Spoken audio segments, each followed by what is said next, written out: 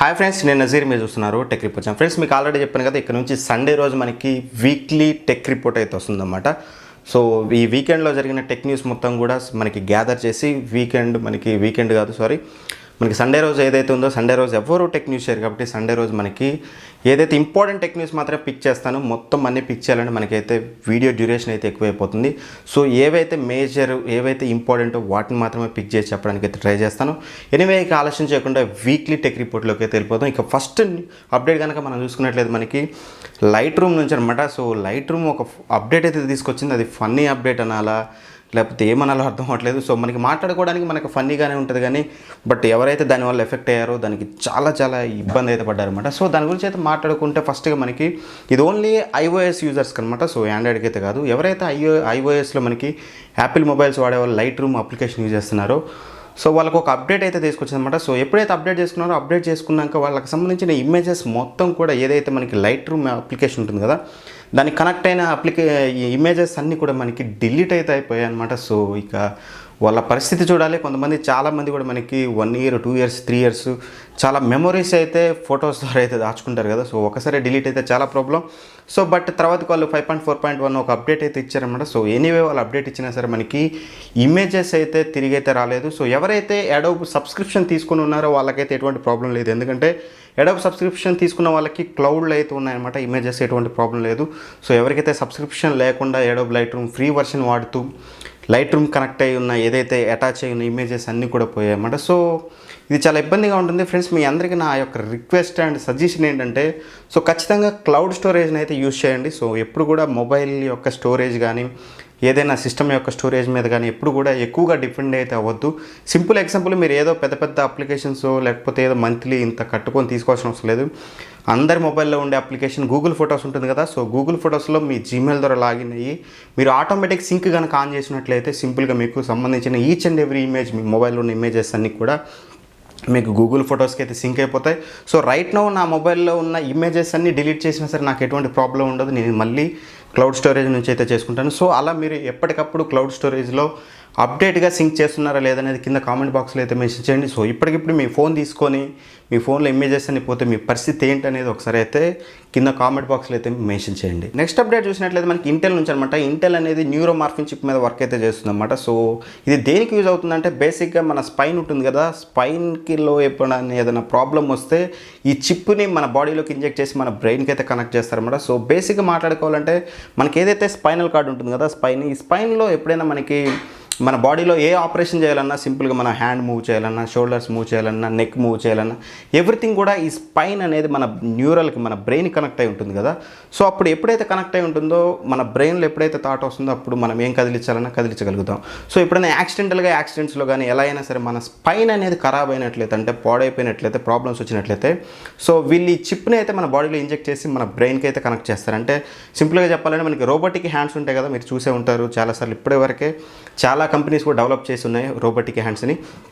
So ఎప్పుడైతే అది chip connect చేస్తారో ఈ రోబోటిక్ హ్యాండ్ అనేది సింపుల్గా మీ బ్రెయిన్లో మీరు ఈ పెన్నుని పట్టుకొని ఇక్కడ పెట్టాలనేది మీ బ్రెయిన్లో ఒక థాట్ వచ్చిందంటే ఆ చిప్ అనేది దాన్ని రికగ్నైజ్ చేసి ఈ రోబోటిక్ హ్యాండ్ అనేది ఎగ్జాక్ట్గా రియల్ టైంలో ఆ పని అయితే చేస్తుందన్నమాట. మెయిన్ థింగ్ ఏంటంటే ఇందులో ఆల్రెడీ మనకి చూసినట్లయితే ఆల్రెడీ రోబోటిక్ హ్యాండ్స్ వచ్చాయి. సో కాకపోతే ఏంటంటే ఇది 10 times లెస్సర్ ప్రైస్ అనమాట. సో ఇప్పుడు మార్కెట్లో అవైలబుల్ ఉన్న రోబోటిక్ హ్యాండ్స్ దానికి కనెక్టివిటీకి ఏదైతే ప్రైస్ ఉందో ఆ ప్రైస్తో కంపేర్ చేసినట్లయితే 10 times లెస్సర్ ప్రైస్తో తీసుకురాబోతున్నారని అయితే వీళ్ళైతే చెప్తున్నారు. తక్కువ ప్రైస్లో మనకి ఇదైతే అందిస్తారని అయితే వీళ్ళు చెప్తున్నారు. సో ఎనీవే ఇది తొందరగా రావాలని కోరుకుందాం. ఇంకోటి ఏంటంటే ఇందులో ఈ చిప్ ఏదైతే ఉందో ఈ చిప్లో మన బ్రెయిన్కి కనెక్ట్ అవ్వడం కోసం 1,30,000 న్యూరాన్స్ని అయితే ఇందులో అయితే ఇంజెక్ట్ చేయబోతున్నారట. సో బ్రెయిన్ కనెక్ట్ చేసి ఆపరేషన్ చేయడం కోసం. But anyway as early as possible రావాలి, సక్సెస్ అవ్వాలి. అండ్ అలానే మిడిల్ క్లాస్ పీపుల్ కూడా దీన్ని వాడే రేంజ్కి రావాలని అయితే కోరుకుందాం. నెక్స్ట్ అప్డేట్ కనుక చూసినట్లయితే మనకి లావా నుంచి అనమాట. లావా అనేది ఒక కొత్త ఫీచర్ మొబైల్ అయితే తీసుకొచ్చిందన్నమాట. స్మార్ట్ ఫోన్ అయితే కాదు, ఫీచర్ మొబైల్. ఇందులో స్పెషాలిటీ ఏంటంటే మనకి ఇది heart rate as well as BP రెండింటిని మెజర్ చేస్తుందన్నమాట. సో ఏదైతే మనకి ఫిట్నెస్ బ్యాండ్స్లో మనం రెగ్యులర్గా చూస్తుంటాం కదా. సో ఎప్పుడో చూసినట్లయితే మనకి సామ్సంగ్ అయితే వాళ్ళ S సిరీస్లో నోట్ సిరీస్ లైనప్లో అయితే తీసుకొచ్చింది. బట్ ఇప్పుడైతే ఆపేసింది. వీళ్ళైతే ఈ ఫీచర్ మొబైల్లో తీసుకొచ్చారన్నమాట. సో ఇంట్రెస్టింగ్ అయితే తీసుకొచ్చారు. బట్ ఆచరణలోకి వచ్చినాక నన్ను అడిగినట్లయితే వీళ్ళు ప్రైస్ వచ్చేసి 1599 అయితే పెట్టారన్నమాట. సో 1599 రూపాయలు ప్రైస్ కూడా మంచి ప్రైస్లోనే తీసుకొచ్చారు. ఒక ఫీచర్ మొబైల్ విత్ ఇదని చెప్పుకోవచ్చు. ఒకవేళ మీకు మొబైల్ కావాలి అందులోనే ఇవి కావాలనుకుంటే తీసుకోవచ్చు. బట్ అదర్వైజ్ ఓన్లీ 2 ఫీచర్స్ కోసం అయితే ఈ మొబైల్ వైపు అయితే చూడదు. ఎందుకంటే బెటర్ మనకి అదే ప్రైస్లో మనకి fitness bands, dedicated fitness bands అయితే దొరుకుతున్నాయి. అవైతే మనకి ఎప్పుడు వేరబుల్ అనమాట. సో ఎప్పుడు మానిటర్ చేస్తూ ఉంటే ఎటువంటి ప్రాబ్లం ఉండదు. అక్యురసీ అనేది మనకి రెండిట్లో కూడా ఆల్మోస్ట్ ఆల్ సేమ్ యాక్యురసీ ఉంటుంది, పెద్దగా డిఫరెన్స్ అయితే ఉండదు. బట్ ఎనీవే నేనైతే దీన్ని కొనొద్దని చెప్పట్లేదు. బట్ మన వాళ్ళందరూ వచ్చేసి నువ్వు చైనీస్ ప్రోడక్ట్ చెప్తున్నావు, ఇండియన్ ప్రోడక్ట్ ఇది లావా అంటారు. సో ఎవరికైతే మొబైల్ కావాలి, ఈ 2 ఫీచర్స్ ఇంపార్టెంట్ అనుకున్న వాళ్ళు ఖచ్చితంగా అయితే తీసుకోవచ్చు. ఒకవేళ మీకు ఓన్లీ ఫిట్నెస్ అనేది ఇంపార్టెంట్ అయితే మాత్రం better go with fitness band అని అయితే చెప్తాను అనమాట. నెక్స్ట్ అప్డేట్ వచ్చేసి మనకి యూఎస్ ఎయిర్ ఫోర్స్ నుంచి. సో యూఎస్ ఎయిర్ ఫోర్స్లో ఒక కాంపిటీషన్ అయితే జరిగిందనమాట. సో దాంట్లో వచ్చేసి మనకి ఏఐ సిస్టమ్ అనేది ఎవరైతే వాళ్ళ పైలట్స్ ఉంటారో వాళ్ళ పైలట్స్ అనేది బీట్ చేసిందనమాట. సో దాని గురించి మాట్లాడుకునే ముందు ఫస్ట్ ఆఫ్ ఆల్ ఏం జరిగిందని అయితే చూసుకున్నట్లయితే యూఎస్ మిలిటరీ సంస్థ ఉంటుంది కదా, దార్పా అని ఉంటుంది, డిఏఆర్పిఏ అని ఉంటుంది. దార్పా అనే సంస్థ ఏం చేసిందంటే ఎవరైతే గేమ్ డెవలపర్స్ ఉంటారో గేమ్ డెవలపర్స్ తోటి ఒక ఒప్పందం అయితే చేసుకుందన్నమాట. సో బేసిక్గా గేమ్ డెవలపర్స్ అంటే మనకి ఏఐ ఇంజిన్స్ డెవలప్ చేస్తుంటారు కదా. సో వాళ్ళకైతే ఒక ప్రాజెక్ట్ అయితే అప్పగించిందన్నమాట. ఆ ప్రాజెక్ట్ ఏం లేదు, సింపుల్గా మీకు ఏదైతే ఎయిర్ ఫోర్స్లో పైలట్స్ ఉంటారు కదా, ఆ పైలట్స్కి ట్రైన్ చేయడానికి ఒక ఏఐ సిస్టమ్ సొల్యూషన్ అయితే డెవలప్ చేయమని అయితే వాళ్ళకి ప్రాజెక్ట్ ఇచ్చింది. అవసరమైతే మేము పైలట్స్ని కూడా రీప్లేస్ చేసేలా ఏఏ సిస్టమ్ తోటి అని చెప్పేసి కూడా ఒక ప్రాజెక్ట్ అయితే ఇచ్చిందన్నమాట. సో సింపుల్గా ఏం లేదు, ఏఏ సిస్టమ్ తోటి పైలట్స్ని రీప్లేస్ చేయడం అంటే మనకి రైట్నో చూసుకున్నట్లయితే మనకి వేరే కంట్రీస్లో సెల్ఫ్ డ్రైవింగ్ కార్స్ వచ్చాయి కదా. సో ఎటువంటి డ్రైవర్ నీడ్ అయితే అవసరం లేదు, సెల్ఫ్ డ్రైవింగ్ కార్స్ ఉన్నాయి కదా. అలానే మనకి సెల్ఫ్ డ్రైవింగ్ జెట్స్ అనమాట. సో అవసరమైతే అలా చేసేటట్టు కావాలని చెప్పేసి ఈ గేమ్ డెవలపర్స్కి అయితే ప్రాజెక్ట్ అయితే ఇచ్చిందన్నమాట. సో దాని మీద చాలా కంపెనీస్ అయితే వర్క్ చేశాయి. సో ఆ కంపెనీస్ వర్క్ చేసిన సిస్టమ్స్ అన్నిటి మీద కాంపిటీషన్ చేయడం కోసం మనకి యూఎస్ గవర్నమెంట్ అనేది ఒక టెస్ట్ అయితే పెట్టిందన్నమాట. సో ఆ టెస్ట్ నేమ్ వచ్చేసి మనకి ఆల్ఫా డాగ్ ఫైట్ అని చెప్పేసి ఒక కాంపిటీషన్ అయితే పెట్టిందన్నమాట. సో ఆ కాంపిటీషన్లో మనం చూసినట్లయితే హెరాన్ కంపెనీ మీ అందరికీ తెలిసింది కదా. సో హెరాన్ కంపెనీకి సంబంధించిన ఏఐ సిస్టమ్ అనేది ఎవరైతే ఎయిర్ ఫోర్స్లో పనిచేసే సీనియర్ మోస్ట్ పైలట్స్ ఉంటారో ఆ పైలట్స్ని 5 టైమ్స్ బీట్ చేసిందనమాట. సో బేసిక్గా ఆ కాంపిటీషన్లో ఏం జరిగిందంటే 4 టైమ్స్, ఫస్ట్ 4 టైమ్స్ మనకి ఏదైతే ఏఐ ఉంటుందో వీళ్ళు డెవలప్ చేసింది, హెరాన్ కంపెనీ డెవలప్ చేసింది, ఆ ఏఐ అనేది 4 టైమ్స్ బీట్ అయితే చేసింది. సో 5th టైం ఏం చేశారంటే ఎవరైతే ఆ పైలట్ ఉంటారో ఆ పైలట్ అనేవాళ్ళు ఆ పైలట్కి సంబంధించిన టోటల్ అంటే ఏదైతే ఫోర్స్ ఉంటుంది కదా, ఫోర్స్ని హయ్యెస్ట్ ఎక్స్ట్రీమ్ లెవెల్కి అయితే తీసుకెళ్లారట. సో బేసిక్గా ఆ ఎక్స్ట్రీమ్ లెవెల్ కనుక తీసుకెళ్తే పైలట్ హెల్త్కి చాలా డ్యామేజ్ అయితే అవుతుంది.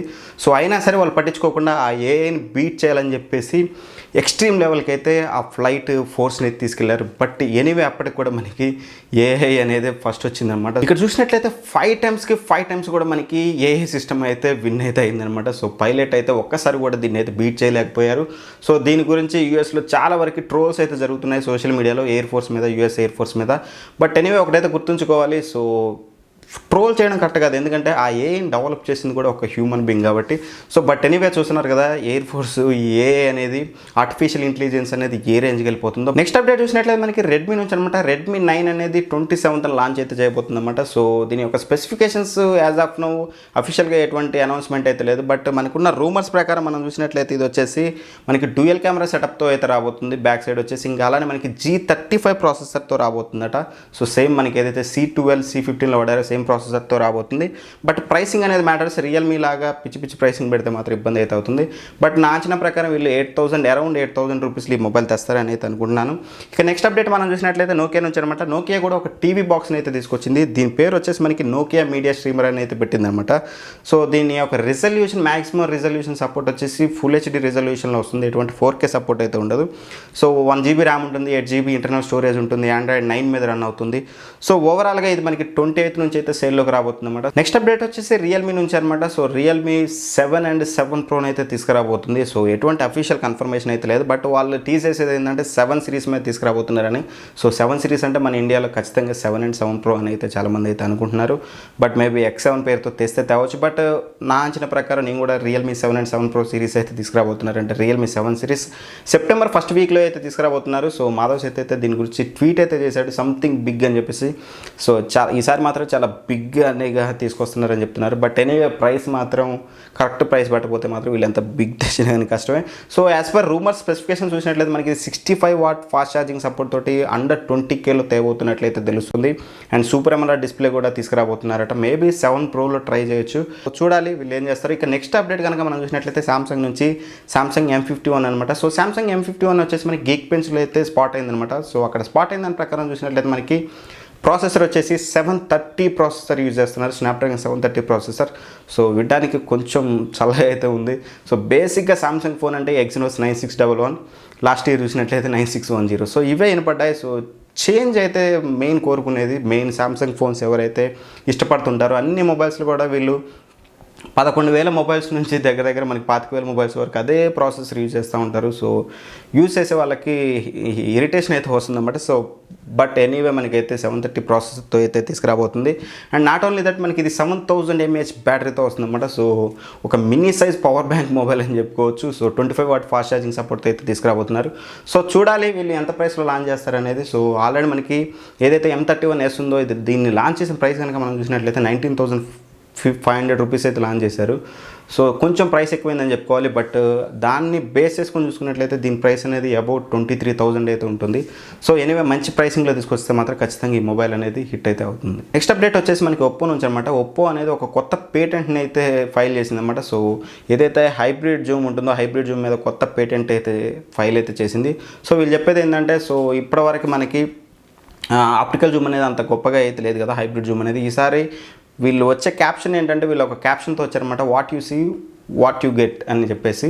సో అంటే మీరు ఏదైతే చూస్తున్నారో అదే మీకు వస్తుందని చెప్తున్నారు. బట్ ఎనీవే చూడాలి. ఇప్పటివరకు అయితే ఇది ఏదైతే ఒప్పో రెనో 10X జూమ్ ఉందో ఇందులో మీకు 6X ఆప్టికల్ జూమ్ ఉంటుంది. ఇక మోర్ ఎవర్ మీరు అంతకు పైన మీరు 60X 50X 40X ఎంత వెళ్ళినా సరే అది మీకు హైబ్రిడ్ జూమ్ అనమాట. సో లాస్లెస్ ఫొటోస్ అయితే మనమైతే చూడలేము. ఖచ్చితంగా ఫొటోస్లో అయితే నాయిస్ అయితే అబ్జర్వ్ చేస్తాం. బట్ ఎనీవే ఈసారి అయినా సరే మంచి హైబ్రిడ్ జూమ్తో తీసుకురావాలని అయితే కోరుకుంది. ఇక ఫైనల్ న్యూస్ వచ్చేసి మనకి యాపిల్ నుంచి అనమాట. యాపిల్ అనేది iPhone 12 సిరీస్ ఉంది కదా, ఇందులో బ్యాటరీలో కాంప్రమైజెస్ చేయబోతున్నట్లయితే తెలుస్తుంది. So as per rumours and leaks ప్రకారం సో వీళ్ళు ఏం చేయబోతున్నారంటే 5G ఎక్విప్మెంట్ మీద వీళ్ళైతే ఎక్కువ ఇన్వెస్ట్మెంట్ చేయబోతున్నారట. సో దానికోసమని వీళ్ళైతే బ్యాటరీ కాంపోనెంట్లో 40 to 50% కాంప్రమైజ్ అవ్వబోతున్నారట.